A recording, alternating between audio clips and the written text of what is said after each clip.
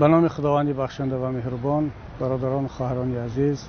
پدران و مادران، همدیاران گرامی، اینک ماه شریف رمضان فرا رسید و یک شما را با فرا رسیدن این ماه مبارک تبریک میگویم و از خداوند منان برایتان قبول عبادت ها و سعادتمندی دنیا و آخرت را تمنا دارم. پیش از همه میخواستم برادران زندانی را به این ماه مبارک تبریک بگویم و امیدوارم که ایشان با اون همه صبر و تحملی که از خود نشان دادن، با اون جسارت و مردانگی، انشاءالله که این ماه پرفیض را هم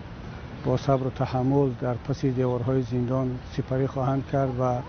ما برادران خود را در هجرت، اونهایی که برای آزادی اونها تلاش کرده ایستادند، از دعای خود فراموش نخواهند کرد. این چنین برادران مهاجر را ناوابسته از آن که در کجای دنیا آنها قرار دارند، چه مهاجرین سیاسی و چه مهاجرین اقتصادی را نیز تبریک میگویم و دعا میکنیم که پروردگار هر چه زودتر آنها را به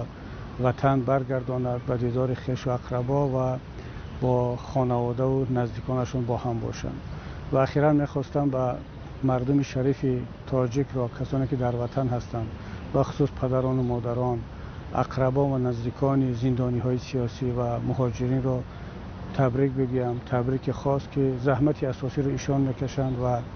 اونها هستند که هم در فکر زندانی های سیاسی هستند و هم در فکر فرزندان مهاجر خود.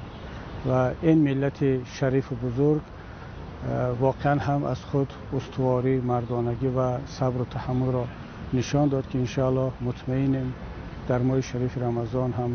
از که اگرچه خیلی ماه گرم و تفسان هست، از این صبر و از این شکیبایی خود بار دیگر آن را به نمایش خواهند گذاشت.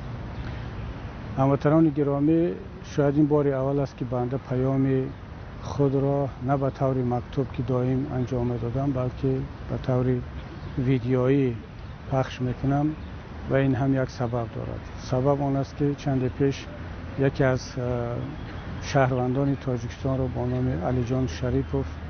مقامات تاجیکستان، فقط به خاطر لایک ماندن در یکی از ویدیوهای ما 9.5 سال زندانی کردند که البته این یک حادثه گوشناشونی در تاریخ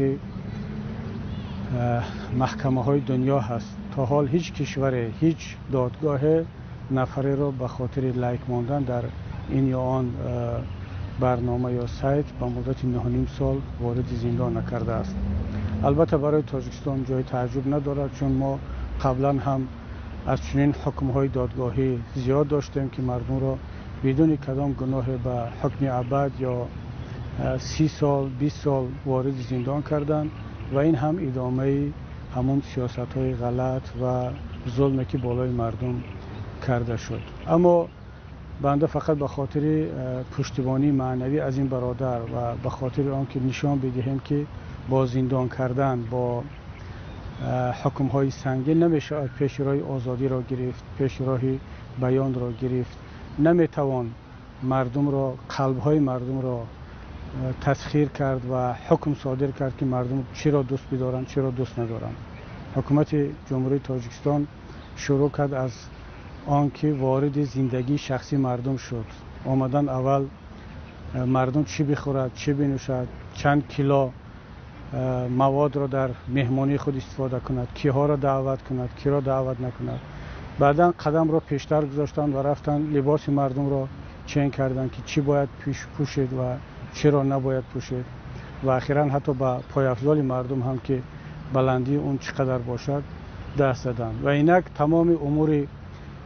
ظاهری مردم تمام شد. الان آمدن به قلب‌های مردم وارد شدند و میخوان اون را هم کنترل کنند و مدیریت کنند که مردم چرا دوست بدارند و چرا دوست ندارند، با کی لایک مانند، با کی لایک نمانند. و بنده هم تصمیم گرفتم که به خاطر مقابله با این ظلم و به خاطر آنکه پشتیبانی معنوی البته از این برادر مظلوم باشد، از این بابت بیشتری پیام‌های خود و صحبت‌های خود را به طور ویدیویی خدمت مردم عزیزم پیشکش کنم. خداوند نگهبان شما باشد و بار دیگر دعا میکنم که پروردگار عبادت‌های ما را در این ماه مبارک به درگاهش قبول کرده باشد. خداوند نگهبان یکایک ما و شما.